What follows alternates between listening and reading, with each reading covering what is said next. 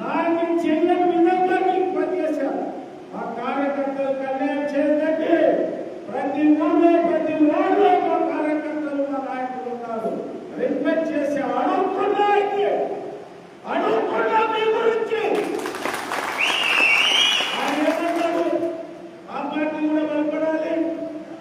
మాకు కూడా మేము చంద్రబాబు నాయుడు గారు ఏం చెప్పారనేది మీ అందరికీ ఒకసారి చెప్తా. మీరు ఎవరు వచ్చిన పార్టీలో చేర్చుకోండి, మేము కాదని చెప్పం.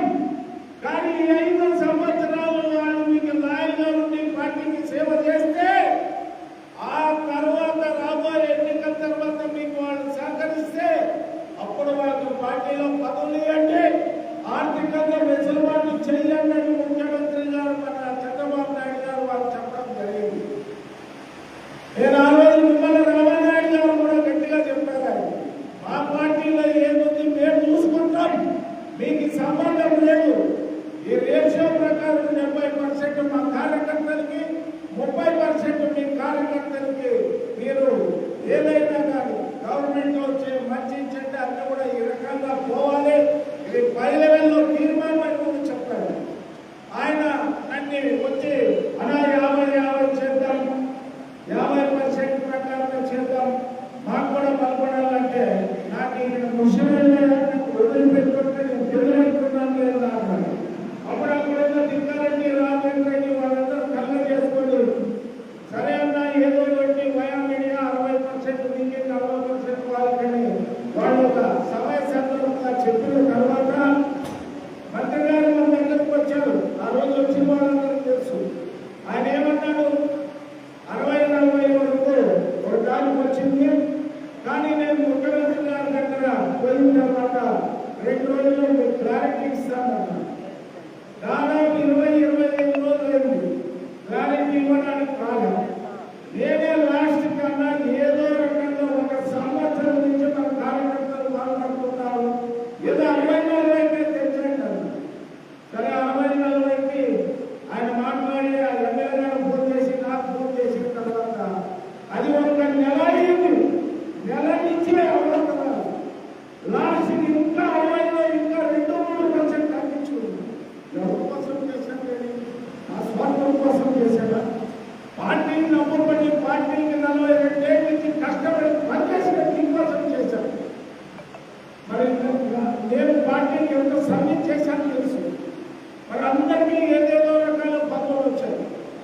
నాకు చాలా మంది అప్పుడు ఉన్న వాళ్ళు కూడా నీవు అక్కడ ఉంటే ఎట్లన్నా రావాలంటే నా క్యాబినెట్ ర్యాలీ జరిగే వరకు నేను రావాలి.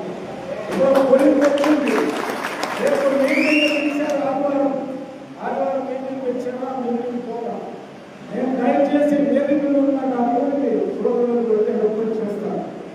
దయచేసి నాకు ఎటువంటి ఇవ్వని లేవు, నాకే జగనన్న ఆలోచన విధానం లేదు. నాకు నేను కలుపుకొని పోయే మనస్తత్వం ఉన్నాను. ఈరోజు ఈ మీటింగ్ ఎందుకు పెట్టాల్సి వచ్చింది అనేది ఒకసారి నేను చెప్తా. కేఎస్ఎస్ రాష్ట్రంలో 17 నియోజకవర్గాల్లో పెండింగ్ పెట్టారు.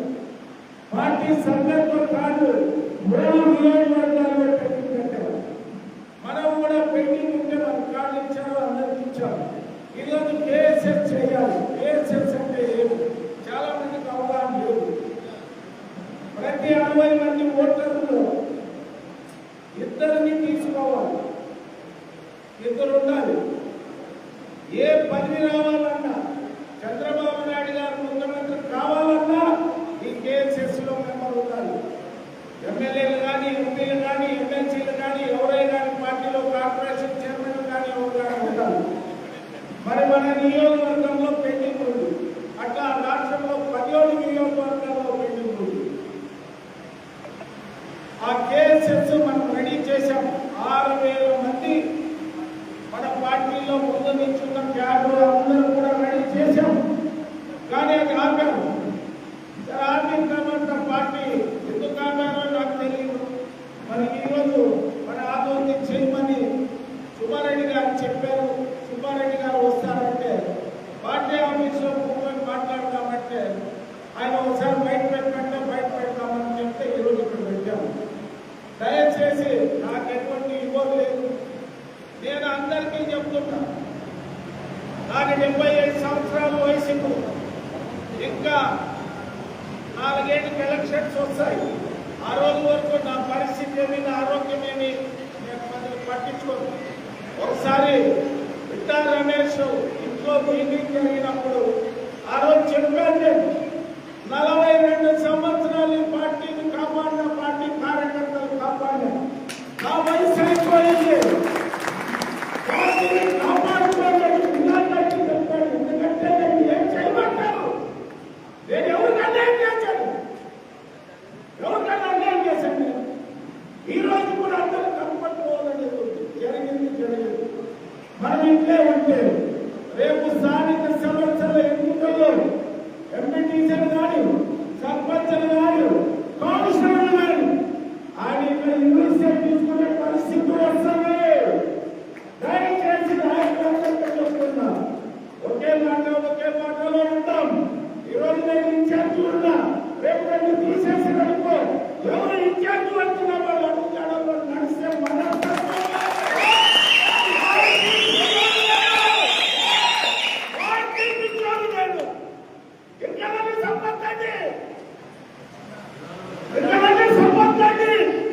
పార్టీ కోసం నాకేం వచ్చినా రాకుండా నా పొద్దున ప్రాణం ఉన్నది రోజు ఆదోని నియోజకవర్గంలో తెలుగుదేశం పార్టీ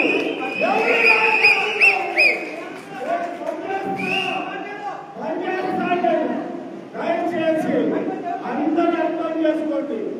మనము ఐకమత్యంగా లేకపోతే మనకి కాదు జరిగేదన్నా మన కార్యకర్తలకు జరుగుతుంది.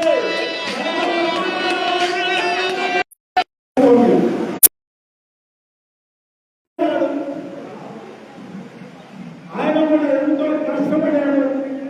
ఆయన కూడా 2 సార్లు టికెట్ అనౌన్స్ చేస్తే కూడా అయినా ఆయన పార్టీ కార్యక్రమాలతో పనిచేశాడు. మనమంతా కూడా టికెట్ ప్రయత్నం చేశాం. మనమంతా కూడా అంకితమైన భావంలో పనిచేస్తున్నాం. మనం ఈ రకంగా ఉన్నందువల్ల మన క్యాడర్ అన్యాయం జరుగుతూ ఉంది. ఒకసారి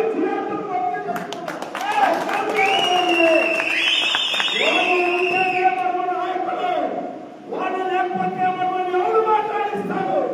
దయచేసి నేను ఆవేదనతో బాధగా మాట్లాడుతున్నాను. దయచేసి మీరు ఎవరు నన్ను అమార్థం చేసుకోకండి. ఇప్పుడు ఇది కేఎస్ఎస్, ఇది చేయాలి. ఇది చేయాలంటే పార్టీలో ముఖ్యమైన ప్రతి గ్రామంలో కానీ, ప్రతి వార్డులో కానీ మెయిన్ క్యాడర్ అంతా సభ్యత్వం చేశారు. తర్వాత ఇక్కడ ఉన్న పరిస్థితుల వల్ల అంటే మన ఆదోని నియోజకవర్గంలో మన